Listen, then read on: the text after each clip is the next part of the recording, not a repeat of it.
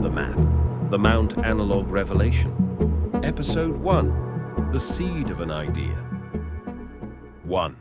The Protagonist and His Obsession. Dr. Miles Pendleton felt an electric hum under his skin whenever he spread out a fresh map on his large oak desk. Even as a child, cartography had held a strange power over him, turning blank spaces into known territories, converting intangible possibilities into measured reality. Now, in his mid-40s, with close-cropped brown hair flecked with grey and perpetually ink-stained fingers from marking up old charts, Miles Pendleton was often described by colleagues as a curious combination of dreamer and scientist. He had earned his doctorate in geospatial sciences at Caltech, focusing on advanced technologies for mapping the Earth's surface, satellite imagery, LiDAR scans, subsurface radar.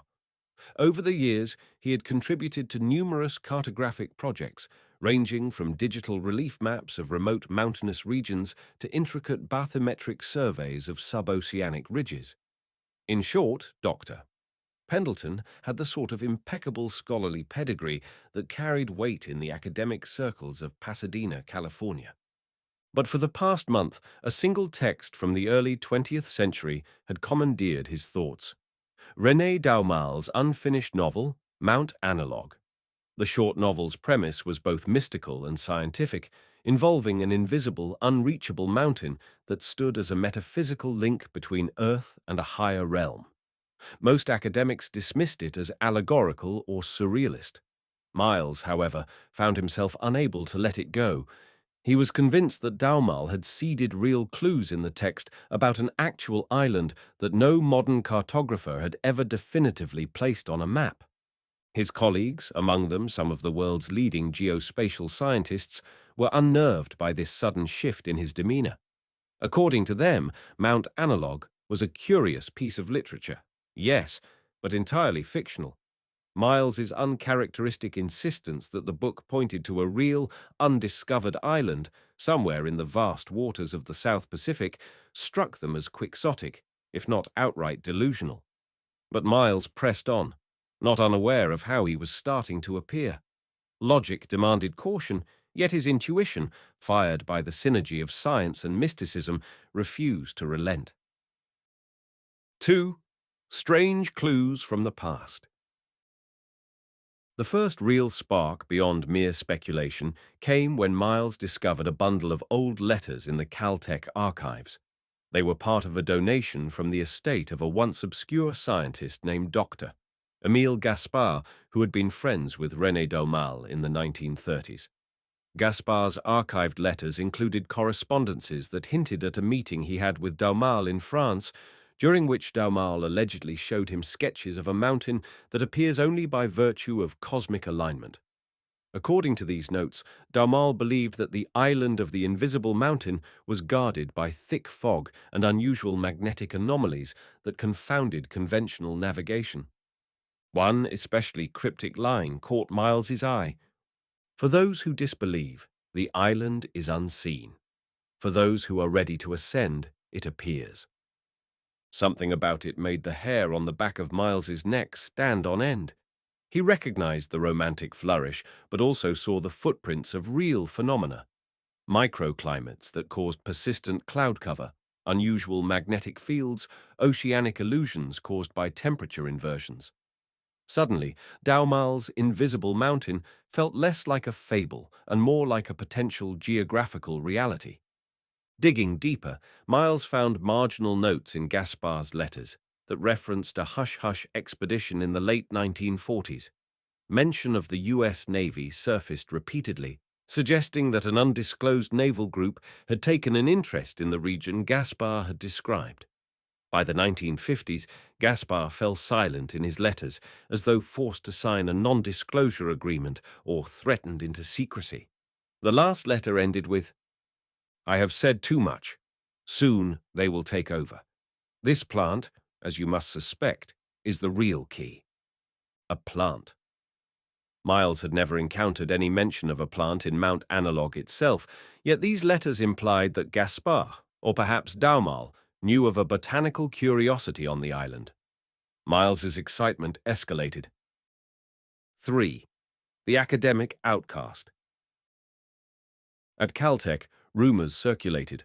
A few of Miles's departmental colleagues, including Dr. Rebecca Linton, an expert in remote sensing, confronted him in the cafeteria one afternoon. Rebecca: Miles, we're hearing that you've been spending your nights poring over 70-year-old letters from a crackpot. You haven't submitted your latest topographic data for peer review. Are you okay? Miles: I'm fine, Becky. Actually, more than fine. I'm on the brink of something extraordinary. Rebecca: And that would be? Miles, lowering his voice: I've found proof that there might be an unmapped island in the South Pacific, somewhere near the latitudes that cross the Polynesian volcanic arcs. Early references by Daumal, hidden notes from Dr. Gaspar. The US Navy was involved. This is bigger than you think. His conspiratorial tone made Rebecca glance around, worried they were drawing attention from passers-by. Rebecca: Miles, do you realize how this sounds? Please focus on your NASA contract, the new imaging project in the Andes. Miles: NASA can wait. This is urgent. If what I suspect is true, we're talking about an island that is kept out of every official record. Think about the ramifications. Rebecca shook her head. Her expression revealed concern rather than admiration. She left him with a sigh, muttering to herself. As the weeks progressed, Miles found himself more and more isolated. The faculty lounge became a minefield of awkward glances. Rumor had it that the department chair was considering pulling funding for his projects until he came to his senses. But Miles was too far along. Rational or not, he had to see this through. 4. The Ragtag Expedition Team. Despite the mounting skepticism at Caltech, Miles did find a few open minds. Curiously, most came from outside his immediate circle. One was an associate professor from UCLA named Dr. Meredith Oster, an oceanographer whose research specialized in abnormal wave patterns and undersea fault lines in the South Pacific. Unlike his Caltech colleagues, Meredith felt compelled by the possibilities in Daumal's text, especially any references to tectonic anomalies that could produce a phantom island. More than once, her own research had encountered unexplained data spikes in that oceanic region. Miles also drew interest from 3 graduate students who had caught wind of his forbidden project. They were Jamie Rooney, a geochemistry student with advanced knowledge of marine sediment analysis, currently finishing her 3rd year at Caltech; Daniel Dan Shirakawa, a data analyst with a background in cryptography and advanced geostatistics; Carlos Esteves, a mechanical engineering grad focused on instrumentation design, particularly for submersible drones. Each of these students felt a mixture of curiosity and a certain rebellious streak. They admired Miles for his unorthodox approach, especially in a field that prized tradition and peer approval. They approached him together one day after a lecture he had given on historical cartographic errors that masked entire landmasses for centuries. Jamie: Dr. Pendleton, is it true you're planning a private expedition? Miles: Where did you hear that? Dan: The rumor mill. We're hearing talk of a search for a hidden island, some hush-hush thing. Carlos: Look, we're not here to judge. We're here to ask if you need any help. We have skill sets that might be useful if you're actually going somewhere remote. Miles studied their faces, gauging whether they were serious or simply fishing for gossip. Their expressions were eager, maybe even a bit starstruck. Miles: If you're serious, I do need crew members who can manage advanced equipment. The place we're going, well, let's just say it's going to be a complete black box. We won't find it on standard maps, meaning the usual route planning might not apply. We'll need real-time data analysis. And we could run into, well, special circumstances. None of them flinched. After a short pause, he accepted their help. So now he had 4 people, Dr. Meredith Oster from UCLA and these 3 graduate students, willing to join him on what might be the biggest folly or the grandest discovery of his life. 5. Securing a vessel. Miles had a mild background in sailing, weekend excursions along the Southern California coast, so he knew enough to be dangerous, but not enough to pilot a large research vessel alone. Dr. Oster proved an asset here. Through UCLA's oceanography department, she had contacts in chartered shipping and private maritime companies that specialized in scientific expeditions. After weeks of phone calls and labyrinthine negotiations, they managed to secure a mid-sized oceanographic ship called the Calliope. Originally designed for climate change research, the Calliope boasted advanced sonar arrays, robust satellite communications, though that would be tested in the open Pacific, and a well-equipped wet lab. It even had a small submersible drone designed for underwater filming up to 600 meters. This was exactly what Miles needed, the ability to scan both the ocean depths and the island itself should they locate it. The only problem was money.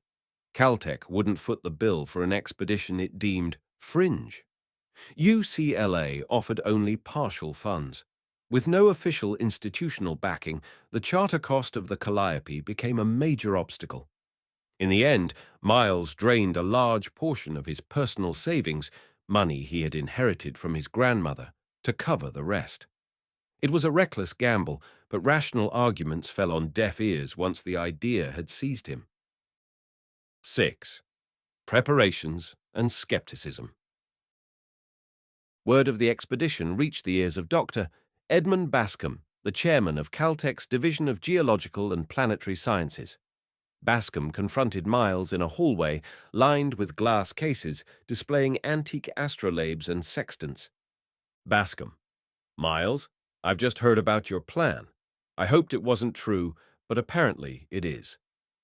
Miles: Chairman Bascom, with all due respect. Bascom, interrupting: Don't with all due respect me, Doctor. Pendleton: You're a valued member of this department.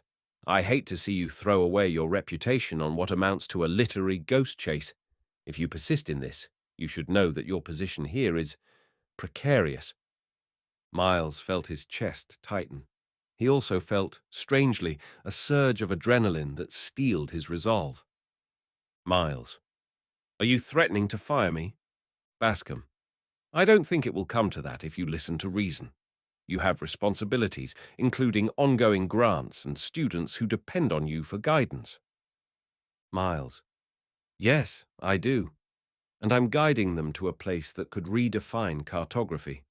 Sir, we could be on the verge of discovering a landmass that's been deliberately kept off the map. Bascom's eyes flickered with fleeting pity. He turned to leave but paused for a moment before walking away. Bascom: I hope you find what you're looking for, Miles. And I hope, for your sake, it's real. The tension hung in the air long after Bascom departed. Miles tried to quell the swirl of anxiety in his stomach. He reminded himself that every great discovery began with an outlandish premise. This might be no different. 7. The Diary of a Third-Person Narrator. Unbeknownst to Miles, one of the 3 graduate students, Jamie Rooney, had decided to keep a diary of the expedition, meticulously recording daily events in third-person form. In her entries, she chronicled the entire lead-up. March 3rd. Dr. Pendleton stands on the precipice of a great question. He clutches an annotated copy of Mount Analogue, replete with cryptic notes from decades past. He is a man at odds with his own community, driven by a longing to map the unmappable. The rest of us sense both excitement and apprehension. Sometimes truth hides in these illusions. March 4th.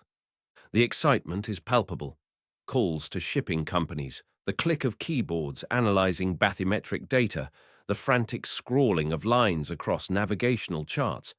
Dr. Oster from UCLA arrives, calm, methodical, brilliant, a perfect counterpoint to Dr. Pendleton's fervor. These diary entries would become the backbone of a record no official institution cared to keep. Jamie didn't know if she would ever show them to anyone else, but writing them was her way of ensuring that the truth no matter how bizarre, would not be lost. 8. Launching the expedition. At last, the day came to depart from Los Angeles harbor. The morning was crisp, the ocean tinted by the rising sun. The Calliope's steel hull glistened in the dock lights as the crew loaded crates of specialized equipment. They brought seismic arrays, advanced GPS devices, multiple laptops for real-time data processing, as well as an array of geological and biological sampling tools. Dan Shirakawa personally checked the cryptographic protocols for their satellite link, ensuring no uninvited eavesdroppers could intercept their communications. Miles walked up the gangway, exhaling a mixture of relief and trepidation. Standing on the deck, he gazed out at the wide expanse of water beyond the port, imagining the miles upon miles of open ocean they would soon traverse. Meredith Oster joined him, leaning on the railing. Meredith: "Ready?" Miles: "Ready as I'll ever be. It's hard to believe this is actually happening." Meredith: "The real question? Do you have any precise coordinates from your archival research? Or are we basically searching the entire South Pacific with some vague references to Daumal's text?" Miles: "I have approximate coordinates. Gaspar's notes reference certain headings that align with a specific band of latitude. There's also mention of unusual magnetics. We'll run grids over that region, scanning for anomalies in bathymetry, local magnetic fields, or microclimates." She nodded, though her face betrayed her uncertainty. Meredith: "Let's hope that's enough." Behind them, the 3 graduate students boarded, stowing personal belongings in cramped bunks. Jamie clenched her leather-bound journal, Dan checked a set of high-powered computers, and Carlos lugged in a spool of specialized fiber optic cable for the submersible drone. Then, with engines humming, the Calliope pulled away from the harbor, forging ahead into the open Pacific. Few realized the significance of this departure. For the next several weeks, they would navigate the watery wilderness in search of an island that might not exist. But if it did, it could upend more than just maps. It might challenge the boundaries of scientific understanding itself. Little did they know that an even greater secret awaited them, one that, decades before, had warranted the U.S. Navy's hush-hush involvement. The expedition's true nature, the key Dr. Gaspar referenced in his final letter, remained hidden beyond the horizon.